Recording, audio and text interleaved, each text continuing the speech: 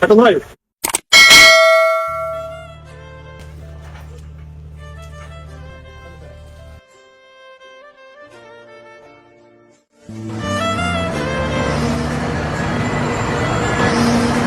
ബഷീറേ, പാലക്കാട് ഫ്രെയിമിനാണോ?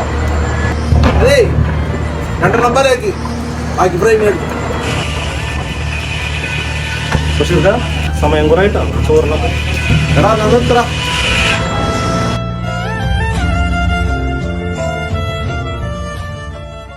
മനസ്സിനൊരു സമാധാനമില്ലടാ.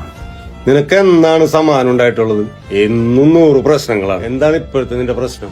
1 വർഷമായടാ എന്റെ മോൻ എന്നിട്ട് മിണ്ടിയിട്ട്. എന്താണ് കാര്യം പറ. അപ്പനും മോനും കൂടി ഇത്രയും വലിയ പ്രശ്നം ഉണ്ടാവാൻ എന്താ നിനക്ക് പറ്റിയത്? അവനൊരു ദിവസം നേരം വൈകി വന്നു, ഞാനൊന്ന് തല്ലി അവൻ. ഇപ്പൊ 1 വർഷമായി അവൻ എന്നിട്ട് മിണ്ടിയിട്ട്. എടാ, അപ്പം മക്കളെ തല്ലും, അത് സ്വാഭാവികമാണ്. എന്ന് വെച്ച് 1 വർഷമൊക്കെ മിണ്ടാണ്ടിരിക്കുവോ? നീ അവനൊന്ന് ഫോൺ വിളിക്കോ? ആടാ, ഞാൻ വിളിക്കാം. ബഷീർക്ക് കാര്യം ചെയ്യും, ആ നമ്പർ വിളിക്കും. വിളിച്ച് സംസാരിച്ച് നമുക്ക് ഒത്തീർപ്പായി പോണം. ചേട്ടൻ വിളിച്ച് സംസാരിക്കും.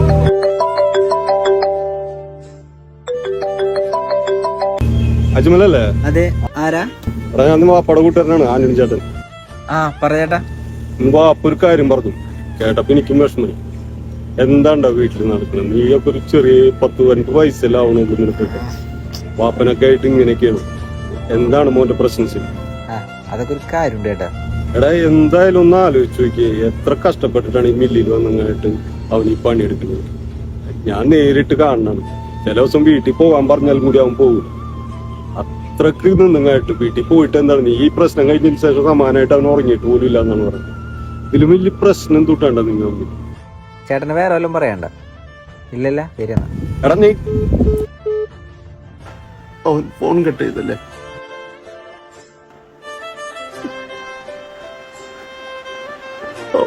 ഫോൺ കട്ട് ചെയ്തു.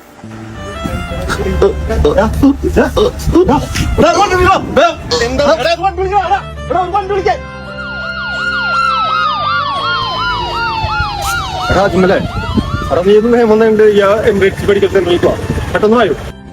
എന്താണ് ചേട്ടാ? എടാ, നീ വേഗം ഇങ്ങോട്ട് പോയോ, അത്യാവശ്യമാണ്. ആ ഓക്കെ എന്നാ.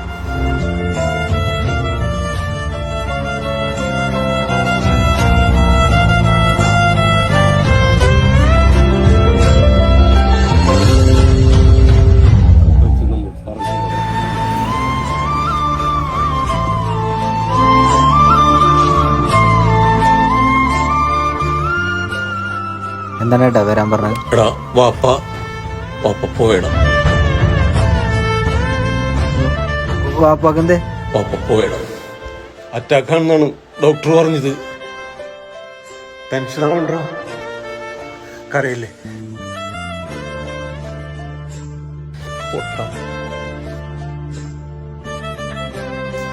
ഒന്നും വൈകിക്കരുത്. പൊറുക്കായിരുന്നില്ലടാ നിനക്ക് അവനോട്. അവൻ നിന്റെ വാപ്പല്ലേ?